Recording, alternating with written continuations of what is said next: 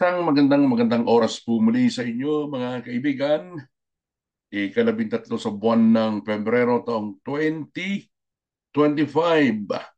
Ilang araw na lamang magmamarso na. Ang bilis ng panahon, ano? Ito, napansin ho natin, hindi lang siguro ako nakakapansin, na iba ang naging personalidad nitong si Bonget. Kilala niyo naman siguro kung sino si Bonget, ano? Yan ang tawag kay BBM, particularly yung mga nasa Ilocos Norte. Kasi nanilbihan din siya bilang gobernador ho dyan, mga kaibigan, no? Bonget ang kanyang pangalan sa Ilocano, si BBM. At iba nga yung napapansin na kanyang personalidad sa kick-off rally o opisyal na pagsisimula ng kampanya ng kanyang mga senador na ginawa dyan po sa Lawag, Ilocos Norte. Kamakalawaan ho, mga kaibigan. Ang kapansin-pansin dito, yung kanyang mga naging pasaring sa nakalipas po na Duterte administration. Pero base ho dun sa mga nakausap ko na maraming mga Pilipino dito sa London, United Kingdom, kung saan po tayo naroon ngayon, mga kaibigan, eh, hindi maayos ang nilalaman ng kanyang script. Kung sino man ho yung gumawa ng kanyang script, yung script na binasa ng Pangulo, na alam natin hindi niya masyadong kabisado, ano, talagang parang parang uh, hindi nakasalansan ng maayos. Bakit kanyo? Aba tila binabanatan niya mismo ang line-up ng kanyang mga senatoriables. At kasama na ho dyan, yung mga binabanatan niya, ay yung mga nandyan sa kanyang mga administrasyon mismo. Isa sa mga to qualify ho, yung mga sinasabi ko, ano mga kaibigan, ano ho, sinabi niya doon sa kanyang speech na may dugo sa kamay ang ilang personalidad, mga kaibigan, nakasama sa tokhang, sa ano yan sa Bisaya yan pero yung tokhang, yung pangangatok, sinabing maraming inosente ang namatay dahil dyan sa Oplan tokhang na yan, mga kaibigan, nung Duterte administration. No, sino ba yung namuno ng Oplan tokhang na yan nung PNP chief pa, itong si dating PNP chief na ngayon ay Senador Ronald Bato de la Rosa, mga kaibigan, no? At ang isa pang naging issue na binanggit nitong si Bonget yung mga nagbulsa umano ng pondo ng bansa noong kasagsagan po ng COVID pandemic. Ibig niyang sabihin dapat ipakita niya yung ebidensya niya riyan na noong kasagsagan po ng pandemya, meron pong nagnakaw at nagbulsa ng pondo ng bayan. Yun yung mga inaakusan niya doon sa doon sa kanyang speech, mga kaibigan. Alam niyo ba, nakasakasama niya ngayon sa executive ang dating vaccine czar ng Duterte administration na si retired General Galvez. Nasa nasa nasa Marcos administration itong si Galvez eh. Pero siya yung vaccine czar noong panahon ni dating Pangulong Rodrigo Duterte. Mga kaibigan, gayon din itong si dating DILG Secretary Eduardo Anyo. Ang tanong ko at tanong ng maraming Pilipino dito po sa London, ano ho, hindi kaya nasasaktan tong mga ito doon sa mga binanggit nitong si Pangulong Bonget doon sa kick-off rally ng kanyang mga senatorial dyan sa Lawag. Sinabi niya nagbulsa ng pondo ng bayan nung kasagsagan ng pandemic. Noong pandemic, mga kaibigan, kung maalala nyo, tuwing gabi, merong press con itong si PRRD. At kasama niya lagi ang kanyang vaccine czar, itong si Galvez, na inabsorb naman nitong si PBBM at binigyan ng ibang posisyon nung siya na ang Pangulo ng Bansa. Hindi kayo sasaktan yung mga tao niya ngayon sa binanggit ng Pangulo? Nakakapagtaka lang eh. Hindi kaya magagalit ang mga ito, mga kaibigan? Ako nahihiwagaan lang. Binanggit din ni Pangulong Bonget sa kick-off rally na halos ituring na maging probinsya ng China ang Pilipinas dahil sa pagiging maluwag ng Duterte administration kung saan pumasok na nga din ang mga pogo. Alam mo rin yung pogo, marami hong nakinabang dyan ng mga Pilipino dahil yung mga kinuha po nila mga empleyado dyan ay mga Pinoy din. So sumasahod ang mga yan dyan sa pogo.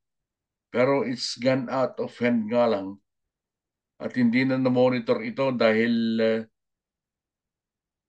magpapalitan ng administrasyon di ba? Nabanggit ng Pangulong Bonget ang lahat ng mga negatibo, mga kaibigan, doon sa rally laban sa oposisyon at sa dating Duterte administration. Pero ang katunayan, mga kaibigan, yung kanyang mga pinasaringan sa kanyang talumpati, pasaring lang yun. Hindi naman niya masabi kung wala naman siya maipakitang ebidensya kung totoo yung mga pinagsasabi niya. Ano? Oh,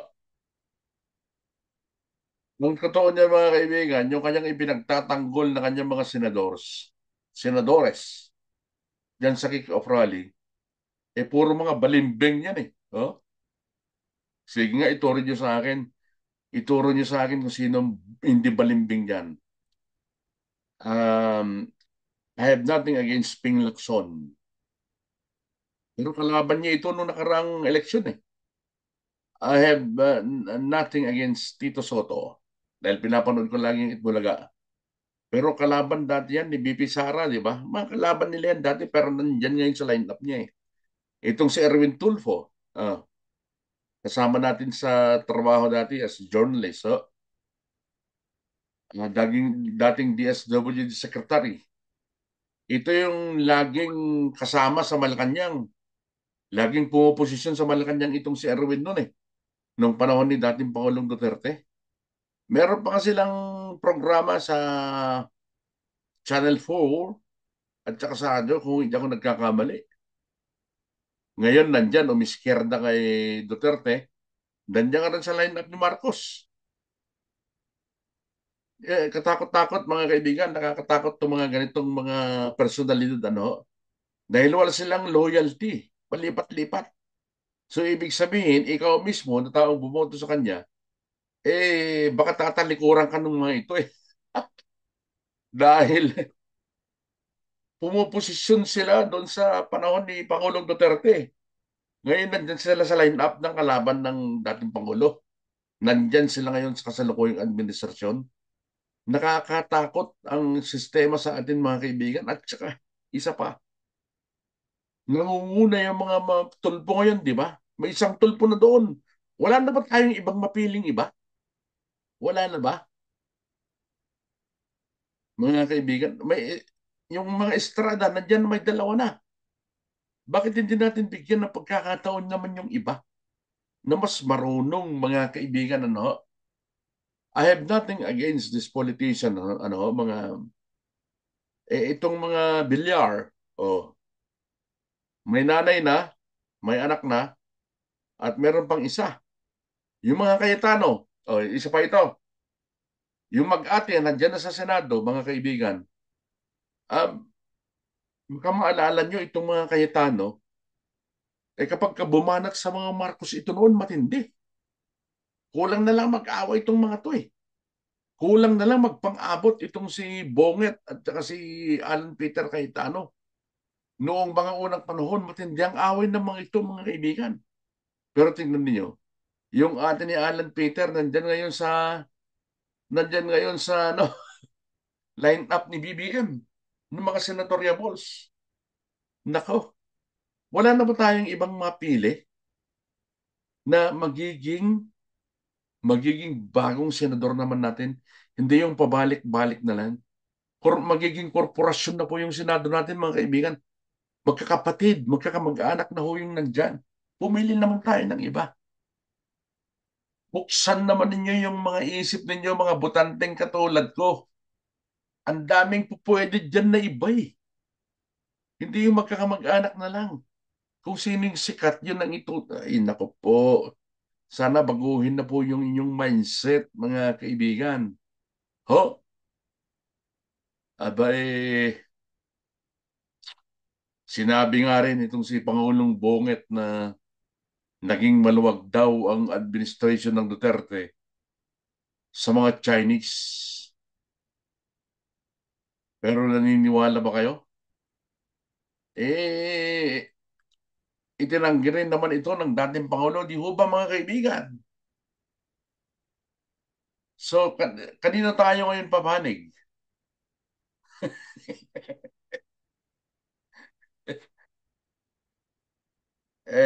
Kailangan tayong mamili ng tunay, mga kaibigan, ng mga tunay na magtatanggol sa taong bayan, hindi yung, ayan, no, yung line-up ng senatorial si BBM, matindi ito, mga kaibigan.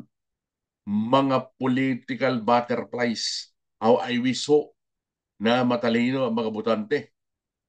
Yung magkakapatid, mag-iina at magkakamag-anak sa Senado ay dapat hindi na po iboto. Maawa kayo sa bayan, mga kaibigan. Wala nang iba. Ang daming matatalino dyan, no? Yung marubdob na nais maglingkod sa bayan katulad ni Marcoleta, oh, ni Attorney Vic Rodriguez. Dapat mga bago naman. Ginagawa ninyong korporasyon ang Senado eh. Mga botante po, mga kaibigan, huwag kayong makampante na lang dun sa ibinibigay sa inyong ayuda na ibibigay sa inyo ng mga kandidato. Hindi ho eh. Gamitin pa rin ho ninyo ang inyong isipan para sa inyong kinabukasan. Kinabukasan ng inyong mga anak. Kinabukasan ng inyong mga susunod na salinlahi. Nako, mayroon na ang tulpo ngayon at tapos nangunguna pa yung dalawang tulpo. Matindi ito. Matindi ito. Eh, lumalagari sila sa Malacanang nung panahon ni Pangulong Duterte. Ngayon lilipat sila dyan ngayon sa kay BBM. Anong ibig sabihin niyan, mga kaibigan? Pero ito ang isang matindi. Magandang balita ito, mga kaibigan, no? Kasi may nasisilip sila. Pinaplano daw ni dating Pangulong Duterte na tumakbong muli bilang Pangulo sa 2028 national elections kung matatanggal sa pwesto ang kanyang anak na si VP Sara Duterte sa pamagitan ng impeachment. Ito naman ay sinabi nitong si dating speaker at ngayon ay Congressman Pantaleon Alvarez. At sinabi niyang kwalipikadong kumandidatong muli ang dating punong ehekutibo. Sinabi mga kaibigan ni Alvarez na hindi saklaw ng constitutional ban itong si Duterte dahil hindi ito re-electionist at nagpahinga ng ilang taon matapos ang 6 na taong termino ng magwaginong 2016 presidential elections. Alinsunod daw po sa itinatadhana ng sanligang batas. Bawal kumandidato ang isang pangulo kung katatapos lamang ng termino nito pero sa kaso anya ni Duterte ay kwalipikado itong sumabak muli sa 2028 national elections. Naniniwala mga kaibigan, itong si Alvarez na marami pa rin ang supporters ang nating Pangulo at malakas ang magiging laban nito sa kanya magiging mga katunggali sa presidential race sa 2028 national elections. Isa lamang po yan sa mga senaryo na maaaring mangyari. Ano? Kung patuloy na ididiin yung kanyang anak, mga kaibigan, dahil sa tingin natin, talagang ididiin si VP Sara. Dahil napag-alaman naman na siguro ninyo yung report na inilabas ng NBI, talagang may pagkakasala itong si VP Sara dun sa kanyang binanggit, dun sa kanyang video, ano ho, noong nakalipas na taon na nagbabanta umano sa Pangulo. Eh, siyempre, hindi naman na nasorpresa dito ang Vice President eh. Dahil ano pa bang aasahan mo? Itong si Jimmy Santiago, itinalaga ng Pangulo. Alangan naman na susuwagin niya ang Pangulo. Oh, si Boying Remulla ng DOJ, tinalaga rin ng Pangulo. Alangan naman susuwagin nila yung kanilang amo. Ano ho? Kasi yung NBI, sa ilalim po ng DOJ yan, mga kaibigan. So, iisa. Iisa yung damdamin ng mga yan. Ano ho? Sabi naman ni BP Sara, expected ko na yan. Siyempre, tama. Tama siya. Hindi nila maaring suwangin. Suwangin ang Pangulo dahil sila ang nagtalaga sa kanila dyan eh. Kaya expected na ho ito mga kaibigan. So asahan pa rin natin ang marami pang pagdidiin sa ating Vice President. Pero umaasa ho tayo na mas malawak ang pag-iisip po ng mga senador diyan sa Senado once na nag-resume na ho yung kanilang aktibidad o yung kanyang tungkulin bilang mga huwes o magiging impeachment trial judge yung mga senador sa June or July yan po sa Senado mas magiging bukas po yung kanilang mga isipan para huwag lang paniwalaan kung ano yung mga binibigay na ebidensya, yung mga isyong lumalabas ngayon laban sa Vice President na kanya namang pinabubulaanan, umaasa ko tayo na magiging patas ang mga senator judge dyan po naman sa impeachment trial. Mga kaibigan, yan lamang ho. At sa mga hindi pa po nakakapag-subscribe sa atin po namang Radyo Pilipino UK channel, sa ating pong palatuntunan, kape at balita, mag-subscribe na po kayo para po sa mas maraming video pa nating ibabahagi sa ating mga kababayan. Yan lamang po mula dito sa London, United Kingdom. Ako po ang inyong kaibigan. Ako po si Buddy Bernardino. Bye for now, folks.